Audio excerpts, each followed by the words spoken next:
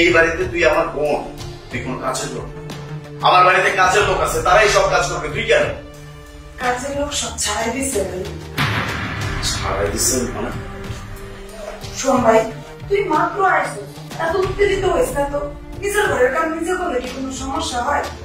সাথে থাকা লেগে তো আমার বিয়ে দিচ্ছিলে খুব বড় করে দেখি থাকতে পারলাম না তো জামাই করে।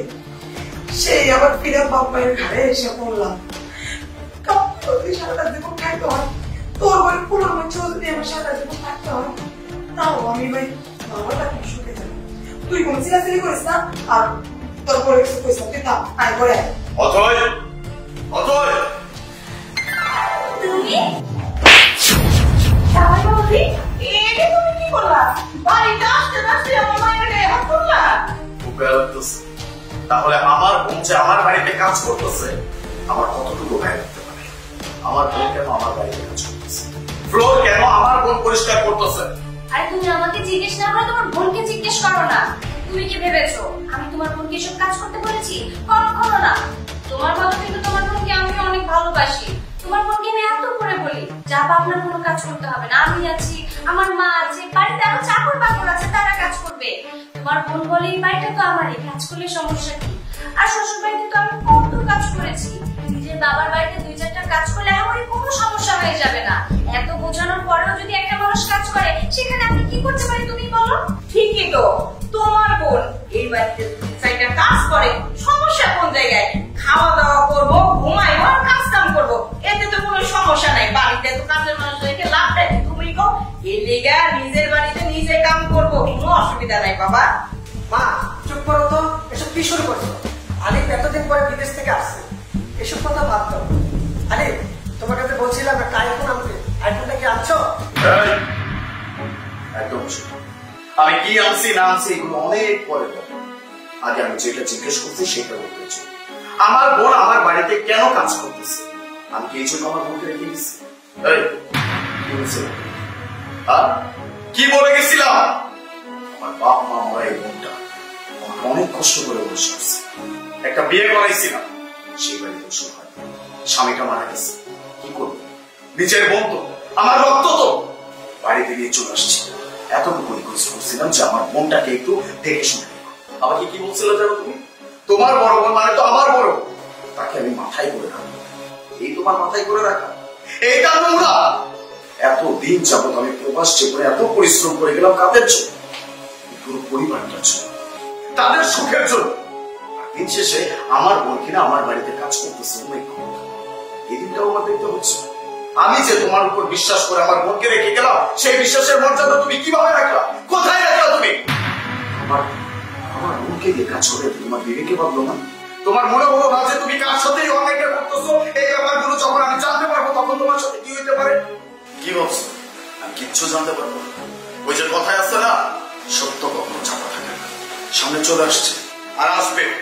যাই হোক, আমি তোমাদের সাথে এক ছাদে বিচার থাকবো না, তোমার সাথে আমি সংসার করবো না। বের হয়ে যাও। শুধু তুমি না, তোমার মা, তোমার ভাই, এই দুজনকে সাথে করে নিয়ে দেবো। আউট। কি সব বলছো আলিফ? আমি তো ইচ্ছে করে এসব কিছু করাতে চাই না। আমার কি কোনো দোষ বলো?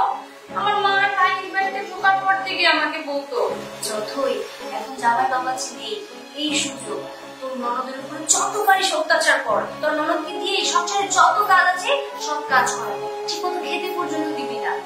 আর আমি মা আর আমার ভাইয়ের কথা শুনে এই কাজগুলো দিনের পর দিন করে বেড়াতাম। বিশ্বাস করো, এই সম্পূর্ণ দোষ আমার মায়ের।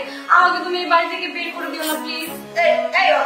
তুই সব কি আশপাশে কথা বলতেছিস? হ্যাঁ, আমি না আমার বোনের টুকিটাকে একটু শিখাই দিছি। তুই বলবি নাকি? হ্যাঁ, তোর ননদ হয় না? ননদের সাথে কেউ যদি এরকম ব্যবহার করে, আর তুই আর ভুল করে তুই আমার দোষ দিতেছ, আমার ছেলের দোষ দিতেছ। হ্যাঁ, আমরা এসব ব্যাপারে কি দিতেছ? বাবা তো কিছুই বুঝি না।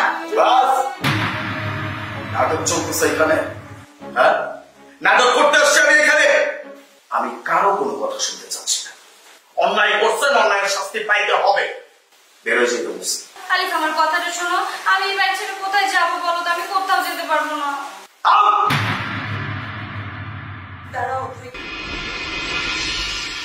ভাই, তোরা তো নিজের সন্তানের মতো এই বুকে আঁকড়ে রেখে ছোট থেকে কোনো পেটে করে মানুষ করছে। ভাবছিলাম তুই মানুষের মতো মানুষ হইতো, বিদেশ গিয়ে মনে তোর মনটা অনেক বড় হয়ে গেছি। কিন্তু আমি বলছিলাম ভাই, তুই মানুষের মতো মানুষকে মানুষ নাই, আমি তারা মানুষ বানাইতে পারি নাই। আরে অতই ছোট মানুষ, আর ও হইলো এই ঘরের লক্ষ্মী। তুই ঘরের লক্ষ্মী ভাই করে দিতে চাইতেছিস ভাই? অতএব তো নিজের ভুল বুঝতে পারছে, তুই ওরে মাফ করে দে। ঘরের লক্ষ্মী ঘর থেকে ভাই করেছিলাম ভাই, যারা ভুল করছে তাদের বিচার নিশ্চয়ই হবে, কিন্তু তাদের শাস্তি তুই তোর বউরে কেন দিবি ভাই? দেখছো, এই মানুষটা এখনো তোমার হয়ে সুপারিশ করতেছে। এতটুকু বিবেক বোধ যদি ভিতরে থাকে, তাহলে নেক্সট টাইম আর এরকম কোনো কিছু করার চিন্তা হবে। যাই হোক, আমি কোনোদিন তোর কথা ভালাই নাই, আজকেও ফেলি। তুই আমার একমাত্র, তুই বলছিস কোথায় যাবে। তবে এখানে আমার একটা কথা আছে, আমার বউ আমার বাড়িতে থাকবে, কিন্তু আমার বউয়ের সাথে যে পরকাছাগুলো আছে এগুলো আমার সংসারে থাকতে পারে। হ্যাঁ, কি ব্যাপার? আমার সংসারে আগুন তো লাগিয়ে দিয়েছো, এখন কোন মুখ নিয়ে দাঁড়িয়ে আছো? তুমি তোমার ছেলেকে নিয়ে এক্ষুনি আমার বাড়ি থেকে বের হয়ে যাবে, আর কখনো আমার বাড়িতে আসার চেষ্টা করবে না। যদি আসো সেটা ভালো মনে আসবে, কোনো খারাপ নিয়তে আমার বাড়িতে আসার চেষ্টা করবে না। বের হয়ে যাও, যা বলছি। কানে যায় না কি বলছেন? এই বাড়ি থেকে চলে যেতে বলছে। সম্মান থাকতে থাকতে এখান থেকে চলে